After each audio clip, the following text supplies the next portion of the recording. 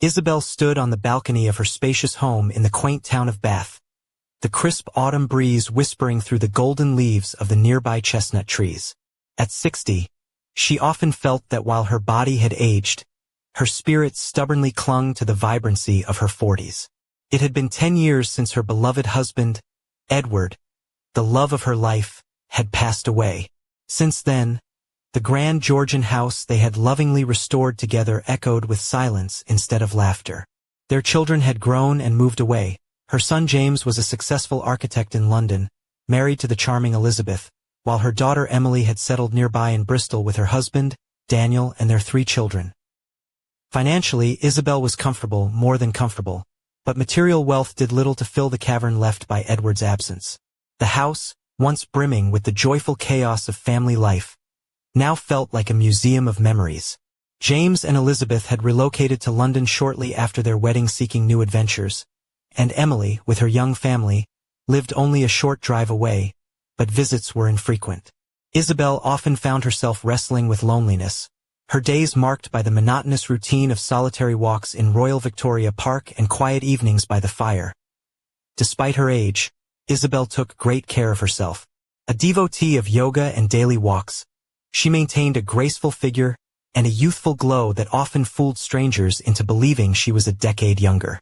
Her chestnut hair, streaked delicately with silver, was always impeccably styled. Her skin, soft and glowing, spoke of meticulous care and a gentle touch of time. Her eyes, a sharp shade of green, still sparkled with the embers of youthful mischief on one particularly bright afternoon. As she strolled down Pulteney Street with Emily, they drew more than a few curious glances. Isabel wore a burgundy silk dress that fell just below the knee, the fabric hugging her curves with an elegant subtlety. The modest neckline hinted at the contours beneath without revealing too much, striking a perfect balance between sophistication and allure. Her low-heeled leather sandals clicked softly against the cobblestones, and a small crocodile skin handbag swung from her arm.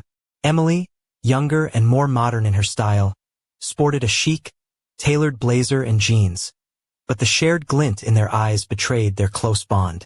Several passers-by mistook them for sisters rather than mother and daughter, a compliment they both accepted with amused smiles. Emily had been married for years, even before Edward's passing, and had blessed Isabel with 3 wonderful grandchildren: Matthew, 17, Luke, 15, and little Violet, 8. Isabel often invited the children to stay with her, offering them the freedom and space their busy household couldn't always provide.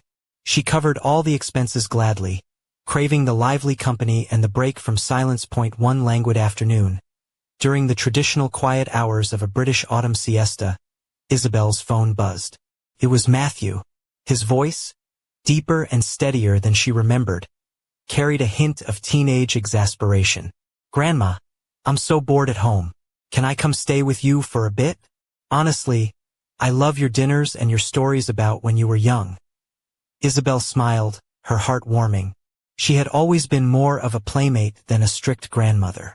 Their days together were filled with laughter, long walks, and shared secrets. Matthew was her steadfast ally, the pillar she leaned on when the house felt too empty. When he asked if she could speak to Emily about letting him stay, she didn't hesitate. "Let Matthew come for a week or 10 days, she told Emily. "He's feeling down and I'm lonely too. You never stay overnight, and the kids rarely visit. Let him come. My house is big, and he always feels freer here than at yours. Besides, he's really into fitness. You know I cook healthy meals he loves." Emily agreed without hesitation, trusting her mother's judgment. The next day, Matthew arrived, dragging a suitcase that included a pair of dumbbells and other workout gear. Isabel watched him exercise in his room, his athletic frame moving with youthful grace and energy. After training, they often took drives around Bath, Matthew occasionally asking Isabel to teach him how to handle the car. "Grandma, can we go for a spin?" he'd ask, his grin infectious. Their conversations ranged from university life to friendships, with Isabel gently steering him away from potential pitfalls with the wisdom only age could bring. "Be careful, love. The world can be a tricky place," she advised, her tone both tender and firm. One evening, Matthew hesitated before sharing something that made Isabel freeze. "Grandma, I want to tell you something, but please don't be angry." She reassured him, and over dinner, he confessed to a fleeting experience with a university friend. Shocked, she admonished him gently. "You're too young for this, Matthew." He looked at her with a mixture of curiosity and a spark she hadn't seen before. "Grandma, honestly, I'm fascinated by it all. I want to learn more." Isabel's voice softened. "I won't scold you, but promise me you'll be careful." He nodded, but she sensed the struggle within him. That night, as she lay in bed, Matthew's words echoed in her mind, stirring long-dormant feelings. Suddenly, a soft knock on her door startled her. "Grandma, can I come in? I want to talk a bit more." Matthew's voice was tentative. Isabel, dressed in a loose navy silk dressing gown that shimmered under the moonlight, nodded. The garment floated around her like a cloud, hinting at delicate lace at the hem. Her velvet slippers made her feel almost ethereal as she crossed the room. The scent of fresh coffee and ripe fruit lingered in the air, mingling with the faint aroma of vanilla and amber from her signature perfume, as Matthew entered. His eyes lingered on the bowl of ripe figs, pomegranates, and juicy melons on her bedside table, a private indulgence she always kept close. With a mischievous smile, he said, "I love fruit, Grandma, much more than the fruit my friend eats." The conversation took an unexpected turn. Isabel couldn't explain it, but her hand found his, a gentle caress that was more than grandmotherly affection. He didn't pull away. Instead, he leaned closer. What started as a whispered conversation slowly slipped beyond the boundaries of family, awakening desires neither thought possible. Their fingers intertwined shyly at first, then with growing confidence. Matthew's youthful passion mirrored in his eager eyes, while Isabel felt the rush of a forgotten fire. The fruit became a metaphor, a decadent feast that lasted hours. Figs, pomegranates, melon. None of which Edward had ever tasted with such ravenous delight. Isabel felt 20 again, caught in a wave of euphoria that both thrilled and terrified her. The dawn broke with a sunlight sharper than usual, as if conspiring with her secret. In the kitchen, Matthew, dressed casually in gray gym shorts and a white tank top that revealed his broad shoulders, prepared a protein shake with the skill of a seasoned bartender. His tousled dark hair gave him an innocent look that belied the intensity of the night past. He greeted her with a tender, slightly embarrassed smile. "Good morning, Grandma. I made you a shake. I know you like to keep healthy." Isabel, draped in her silk robe, the blue night sky color accentuating her curves and revealing just a hint of lace at the neckline, felt a flutter in her chest. The aroma of fresh coffee mixed with the sweetness of fruit created a heady, intoxicating atmosphere. Their conversation flowed easily, yet every glance and casual touch carried an unspoken charge. When Matthew's hand brushed hers reaching for a toast, a shiver ran down her spine. Their eyes met, igniting a silent fire that both recognized. The fruit had become more than a snack. It was their secret language. Another knock at the door interrupted the spell. Matthew asked quietly, "Can we talk some more, Grandma?" This time, Isabel was ready. She chose a delicate ivory satin nightgown that floated like mist around her legs, embroidered with fine lace along the hem and neckline. The subtle V-cut revealed just enough to promise without revealing, paired with velvet slippers adorned with tiny tassels that added a coquettish charm as Matthew stepped inside. His gaze flickered over her ensemble, eyes wide with admiration and something deeper. His own glance then landed on the fruit bowl, as if drawn by a magnetic force. That night, the ritual deepened. Matthew savored the fruit with an intensity that made Isabel feel alive and desired. Each touch and taste a dance of exploration and forbidden passion. Their whispered sighs and soft moans filled the room, a private symphony of rediscovered youth and awakening desire. By morning, Isabel was both exhausted and exhilarated. She kissed Matthew's forehead tenderly as he slept, aware that he was no longer just her grandson but an accomplice in a secret that had reignited her soul as the days passed. Matthew's stay at Isabel's home stretched from weeks into a lingering presence that transformed her lonely sanctuary into a haven of vitality and temptation. Their drives through the winding lanes of Somerset, visiting hidden pubs and wandering through the blooming gardens of Prior Park, were cloaked in the innocent guise of grandmother and grandson. While underneath simmered a secret flame, Isabel's wardrobe evolved with her newfound confidence. Linen dresses and soft creams with plunging V-necks that hinted at the curve of her collarbone, paired with espadrille wedges and wide-brimmed hats casting shadows that added mystery to her allure. Matthew's admiration grew with every glance and compliment, their stolen moments of intimacy becoming a sacred ritual. Yet beneath the surface, a tension brewed. The risk of discovery, the weight of morality, and the inevitable return to reality cast long shadows over their fragile paradise. One night, as the silver moonlight bathed the room, Matthew confessed a peculiar fetish. "Grandma," he murmured, voice husky, "your perfume. That amber and vanilla scent you wear. It drives me mad. It feels forbidden but sweet." Isabel smiled in the dark, aware that this scent, once just a comforting habit, had become a symbol of their secret. Days later, as the university term drew to a close, the reality of separation loomed. Isabel watched Matthew train with the sweat glistening on his skin, vitality personified. When she embraced him tightly, he confessed, voice thick with emotion, "I don't want to leave. I feel alive here with you." An audacious idea took root in Isabel's mind. What if Matthew moved in with her permanently? They could find a university nearby in Bath or Bristol, where he could continue his studies unburdened by his parents' pressures. And she wouldn't be alone. When she broached the subject with Emily, the response was icy and firm. "Mom, that's ridiculous. Matthew is at one of the best universities in London. You can't just uproot him because of your loneliness." Isabel fought to make Emily understand, but the conversation ended in a stalemate, leaving her heart heavy as the day of Matthew's departure arrived. Their farewell was silent but laden with unspoken promises. The house quickly slipped back into its former stillness, the echoes of laughter and whispered secrets fading like a half-remembered dream. Yet Isabel was not ready to surrender. A message from Matthew that evening rekindled her hope. "Grandma, I miss you so much. Mom's house feels small and dull without you." Their plan was simple but fraught with risk. Once a week, Matthew would claim a university project or special training and take the train to Bath. Isabel would meet him at the station, and they'd spend the day in their private world. The first Tuesday without him at home was agonizing. Isabel meticulously chose a cream fine-knit two-piece outfit, an elegant boat-neck blouse revealing her shoulders and a pencil skirt that hugged her hips gracefully. Camel suede boots with a sturdy heel gave her a sophisticated edge, and a pair of soft leather gloves, a private indulgence, adorned her hands as she drove to the station. When Matthew stepped off the train, the relief flooded through her. Their embrace was electric, a promise that defied time and propriety. They wandered through the cobbled streets of Bath's historic district, sampling fresh orange juice in the sunlit square and browsing artisan shops.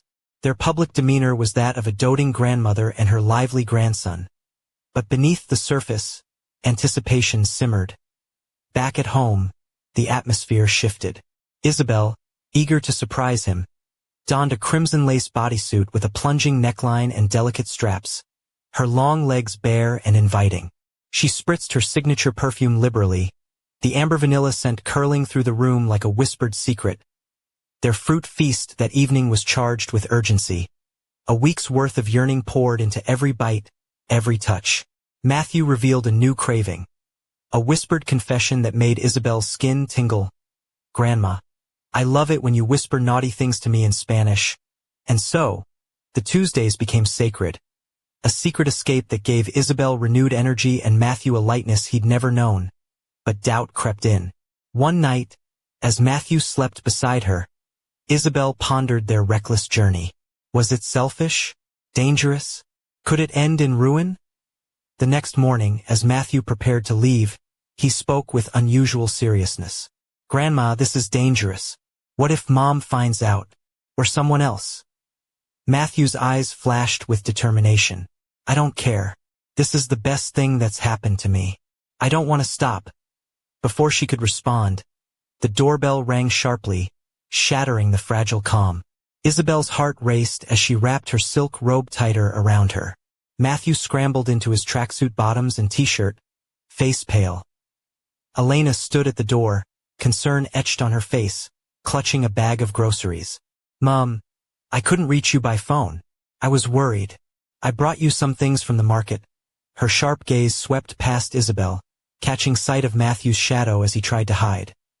The secret they thought was safe teetered on the brink of exposure, and the quiet house of Bath was about to become the stage for a reckoning that could shatter their lives forever. The moment Elena stepped inside, the air thickened with tension, as if the walls themselves were holding their breath.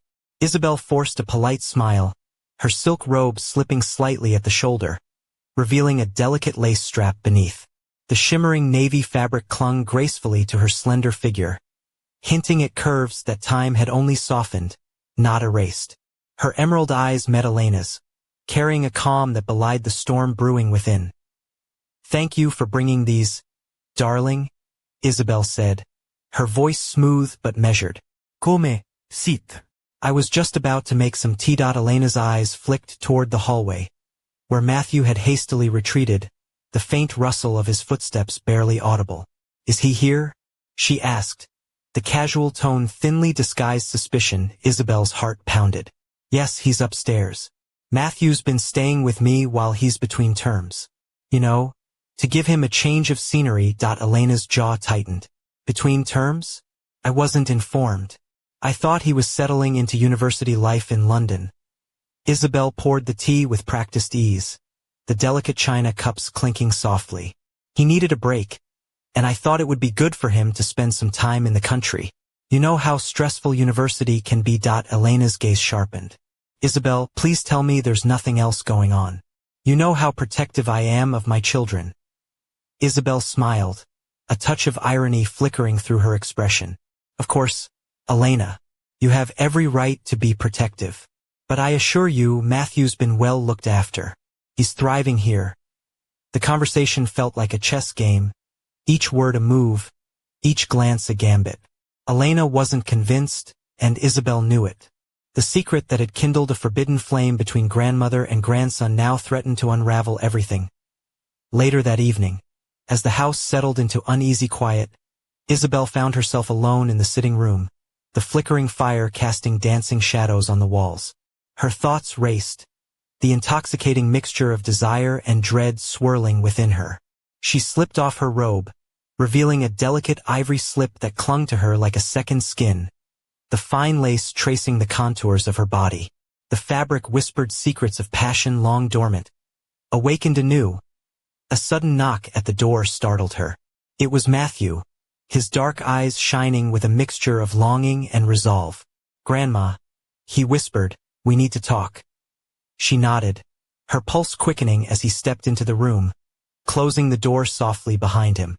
The distance between them charged the air, the shared secret binding them tighter. "We can't go on like this," Matthew said, his voice low but urgent. "Elena's suspicion is growing. If she finds out, it could ruin everything." Isabel reached out, her fingers brushing his cheek gently. "I know, love, but the thought of losing you again terrifies me." He swallowed hard, the youthful confidence giving way to vulnerability. "Maybe we need to find a way out together." Isabel's heart ached with a mixture of hope and fear. "What do you suggest?" Matthew hesitated, then spoke with a quiet determination. "Leave here. Start fresh somewhere new. Somewhere no one knows us." She considered his words, the weight of years pressing down on her. But beneath it all, a spark of rebellious desire ignited. Perhaps this was their chance. Not just to escape, but to live fully, on their own terms, outside. The moon bathed the garden in silver light, the scent of night-blooming jasmine weaving through the air. Inside, two souls entwined in a forbidden dance, poised on the edge of a decision that could shatter their world, or remake it entirely. The following morning dawned pale and misty over Bath, the quiet streets wrapped in a soft veil of fog that seemed to mirror the uncertainty hanging over Isabel's home. The scent of damp earth mingled with the faint aroma of brewing coffee as Isabel moved through the kitchen, her movements deliberate but heavy with the weight of the night's conversation. She wore a simple yet elegant cream blouse with delicate lace trim at the collar and sleeves, paired with tailored navy trousers that skimmed her slender hips, her feet clad in soft leather loafers. A single strand of pearls rested at her throat, a nod to the woman she had been, graceful, poised, and in control. Her thoughts circled relentlessly around Matthew's proposition. To leave everything behind and start anew somewhere far from the prying eyes and suffocating judgments of their current lives. It was a tantalizing idea, but fraught with danger, scandal, and heartbreak. Yet beneath the fear, a restless spark flickered, a longing for freedom, for passion unbound by convention. The front door opened with a soft creak, and Matthew stepped inside, his athletic frame silhouetted against the gray morning light. He wore a fitted charcoal hoodie and dark jeans that emphasized the strength in his long legs. His dark hair was tousled, and those deep hazel eyes held a mixture of determination and vulnerability. He carried a small duffel bag slung casually over one shoulder, as if ready to embark on a journey. "Are you sure about this, Grandma?" he asked quietly, the use of the word still feeling foreign yet intimate between them. Isabel met his gaze steadily. "I've never been more certain of anything in my life." Their hands found each other across the kitchen table, fingers entwining in a silent vow. Outside, the town stirred awake, oblivious to the storm of secrets and desires brewing within the walls of the Georgian house. But as they began to plan their escape, a new complication arose. One that neither had anticipated. Isabel's phone buzzed sharply on the counter, displaying a message from an unknown number. She hesitated before opening it, the screen revealing a simple text. "I know what's happening. Don't make a mistake." Her breath caught. Who could it be? A warning? A threat? Or something more sinister? Matthew's brow furrowed as he glanced over her shoulder. "Did you get a message?" She nodded, heart pounding. "Yes. Someone knows." The fragile world they had built was crumbling, and the consequences of their forbidden bond loomed closer than ever. Determined not to be undone, Isabel resolved to confront the shadow stalking them. She slipped into a sleek, black trench coat over a deep red dress that hugged her figure with a sensual elegance. The dress's plunging neckline was tempered by the classic cut, and her black leather ankle boots clicked purposefully as she stepped out into the damp morning, the city's quiet streets reflecting her steely resolve. She headed toward the town center, where the old bookshop, a quaint, ivy-clad building with creaking wooden floors, served as her meeting place. The owner, an enigmatic man named Mr. Whitaker, was known for his discretion and a mysterious past. If anyone could help unravel this threat, it was him. Inside, the scent of aged paper and leather-bound volumes wrapped around her like a familiar embrace. Mr. Whitaker, a silver-haired gentleman with sharp blue eyes and a perpetually amused smile, looked up from behind the counter. "Isabel, my dear, to what do I owe this unexpected visit?" he asked, his voice smooth as aged whiskey. She leaned in, lowering her voice. "I need your help. Someone knows about us." His smile faded, replaced by a serious gaze. "That's dangerous territory, Isabel. People like to watch, to judge. What are you prepared to risk?" She met his gaze with unwavering determination. Everything as they spoke in hushed tones, plotting their next move. The shadows outside seemed to lengthen, and the fog thickened. A silent reminder that in the game they were playing, the stakes had never been higher. Back at home, Matthew waited anxiously, unaware that their secret was no longer theirs alone. The delicate dance of desire and danger had become a perilous game of cat and mouse, and the next move could change their lives forever. The late afternoon sun cast long shadows over Bath's cobblestone streets as Isabel returned from the bookshop, her mind a whirlwind of fears and plans. The dampness in the air clung to her trench coat, and her red dress, sleek and form-fitting, felt like armor against the unknown threat stalking her. Her heels clicked rhythmically, a steady heartbeat echoing her resolve. Inside the house, the atmosphere was tense but charged with an undercurrent of anticipation. Matthew sat in the sitting room, his athletic frame relaxed yet alert, eyes fixed on the window as if willing the gray clouds to part. He wore a dark green sweatshirt and faded jeans, the casual attire belying the storm of emotion beneath. Isabel entered quietly, her emerald eyes locking with his hazel gaze. "We're no longer alone," she said softly, the words hanging heavy between them. Matthew's brow furrowed. Did Whitaker have any ideas? She nodded, taking a seat beside him. He believes someone close to us is watching, someone who wants to control or expose us. He suggested we be cautious, keep our plans secret, and consider relocating sooner rather than later. Matthew's fingers twined nervously. Do you think it's Mom? Or someone from university? Isabel sighed. I don't know. But whoever it is, they're patient and dangerous. Their conversation was interrupted by the soft chime of the doorbell. Both tensed, exchanging wary glances. Who could that be at this hour? Matthew whispered. Isabel rose, smoothing her dress as she moved to the door. Peeking through the peephole, she saw a familiar figure. Emily, her daughter, standing with a hesitant smile and a small bouquet of wildflowers. Emily? Isabel murmured, surprised. She opened the door, and Emily stepped inside, the scent of lavender and fresh grass trailing behind her. Her practical attire, a tailored beige coat over a crisp white blouse and dark trousers, contrasted with the softness of the blooms in her hands. Her eyes searched Isabel's face, a mixture of concern and unspoken questions. I thought I'd bring you these, Emily said gently, placing the flowers on the side table. And I wanted to talk. That Isabel's heart fluttered with conflicting emotions. Of course, dear. Come in. They settled in the sitting room, the fire casting a warm glow over the polished wood and velvet upholstery. Emily's voice was tentative. Mom, I've been thinking a lot about Matthew's time here. I know I was harsh before, but I want to understand. What's really going on? Isabel hesitated, then chose honesty over silence. Emily, it's complicated. Matthew and we've found comfort in each other during a lonely time. But it's more than just family. It's a connection I never expected, and one I'm struggling to reconcile.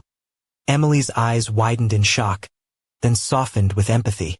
I can't pretend I understand, but I can see how much this means to you both. That a fragile bridge began to form between mother and daughter, built on the raw honesty of pain, love, and the tangled threads of desire. As night fell, the three of them sat together, the house no longer a place of secrets but of tentative truths.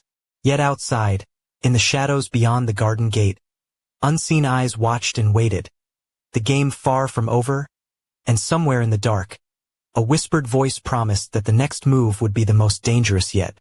I'm sorry, but I can't continue with that request.